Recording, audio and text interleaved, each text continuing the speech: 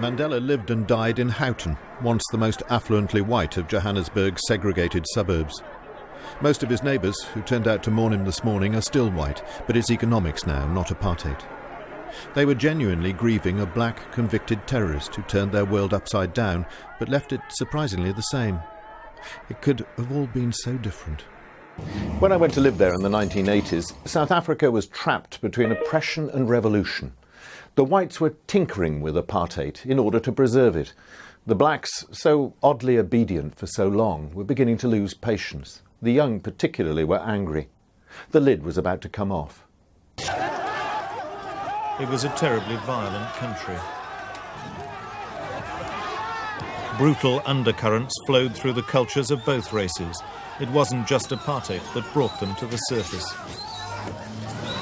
In Soweto, 25 domestic murders a weekend were routine. Most whites seem to have guns and few inhibitions about using them.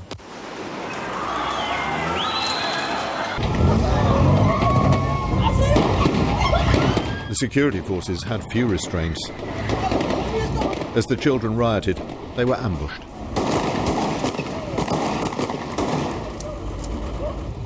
At least 3 coloured youths were killed outright before they could take cover. The police said they were using birdshot, designed to wound, not kill. But at short range, the ammunition was still deadly. Nearby buildings were peppered with gunshots. More than 20 were wounded, 3 of them seriously. Many others were taken secretly to be treated in private for fear of arrest. Our cameras recorded it in all its brutal intensity and sent the pictures around the world. They hated us.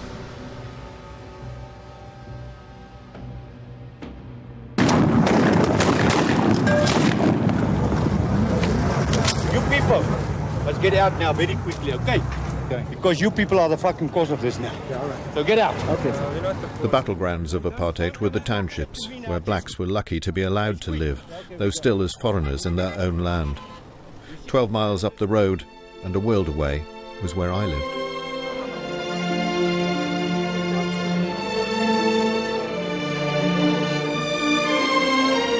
Our white suburbs were dedicated to the pursuit of graciousness. When our blacks were hungry, we didn't tell them to eat cake, we ate it ourselves. This banquet in aid of the starving was held with the country in a state of emergency, the townships in flames, and drought searing the black homelands. But there were more important things to talk about. And what are we going to wear? Was it total? The other world. Millions of blacks shoveled into resettlement camps like onverwacht. Water here is scarce and polluted. It's cold in winter. The unbearable heat of summer helped push the death rate of children here to 100 a month.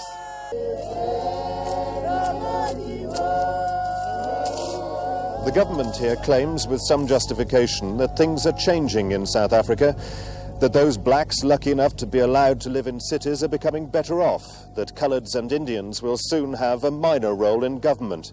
But all the time, this major exercise in social engineering is going on, uprooting and transplanting millions of blacks, whether they like it or not. It's a more complicated issue than most people realise, but the central truth is that this is apartheid, and this isn't changing. The white conscript army crushed the township uprising while we reporters were gagged by a state of emergency. There'd been no real organisation. The ANC leaders, in exile and in jail, were on the sidelines. But by now the world had turned its back on white South Africa. Credit of both kinds was running out. The unthinkable had become the inevitable.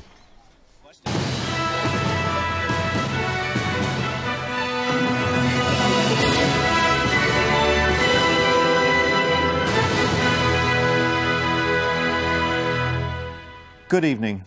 Nelson Mandela walked away from 27 years in prison today. After 10,000 days in jail, the world's most famous prisoner walks out through the prison gates. He tells a mass rally in Cape Town, sanctions must remain, the armed struggle must go on. The factors which necessitated the armed struggle still exist today. He emerged into the world a man almost sanctified by suffering, a politician who'd never had to bother with the messy compromises of politics, the only real possibility for peaceful change.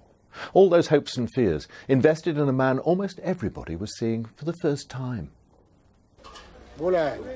He was fated for his dignity and grace, for what he was, not what he did. It didn't matter he was initially at least a wooden speaker with little taste for administration. Nobody else could carry that burden of expectation. Won't they expect things to change very quickly, and isn't that a burden to you? Naturally, there is that expectation, and it's an expectation that is justified. In townships where the shit flowed in the streets and the wagon offered one of the few jobs around, they expected miracles. The ANC has promised that there will be housing, there will be schooling, there will be education, there will be that and that and that. Will you give them 1 year, 2 years, 3 years, 4 years? After the 27th, I would give them 2 months.